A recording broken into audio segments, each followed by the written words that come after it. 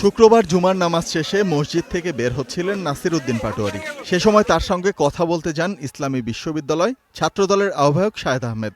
এক পর্যায়ে পেছন থেকে কিছু যুবক ডিম নিক্ষেপ করে ও হামলা চালায় বলে অভিযোগ ওঠে। এতে আহত হন এনসিপির কয়েকজন স্থানীয় নেতা। এ সময় হামলাকারীরা নাসির উদ্দিন পাটোয়ারির মোবাইল ফোন, ক্যামেরা ও মানিব্যাগ ছিনিয়ে নেয় বলে অভিযোগ উঠেছে।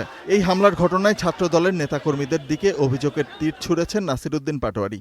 ইসলামী বিশ্ববিদ্যালয়ের ছাত্রদল এর যিনি সভাপতি আছেন তার নেতৃত্বে হকি স্টিক, বিভিন্ন যে দেশীয় অস্ত্র নিয়ে আমাদের উপরে তারা হামলা করে।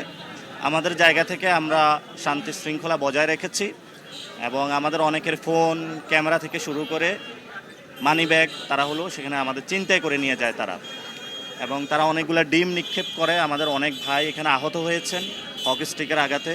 এ ঘটনার পর বিক্ষোভ করেছে স্থানীয় এনসিপি নেতারা। হামলায় জড়িতদের দ্রুত গ্রেপ্তারের দাবি জানান তারা। তবে অভিযোগ অস্বীকার করেছে ছাত্রদল। এটা সম্পূর্ণ অসত্য। আমার নেতৃত্বে এখানে হামলা হয়নি। আমি এই মসজিদে নামাজ আদায় করতে গিয়েছিলাম। পাশেই কমিউনিটি সেন্টার আছে, এখানে আমি দাওয়াত খেতে যাব নামাজ পরবর্তী সময়ে। পরবর্তীতে আমি জানতে পারলাম যে এখানে এনসিপি নেতা নাসির উদ্দিন পাটোয়ারি এখানে উপস্থিত আছে। বিষয়টি খতিয়ে দেখে ব্যবস্থা নেয়ার কথা জানিয়েছে পুলিশ। এ ঘটনায় নিন্দা জানিয়ে দোষীদের আইনের আওতায় আনতে 24 ঘন্টার আলটিমেটাম দিয়েছে NCP. Desk report, star news.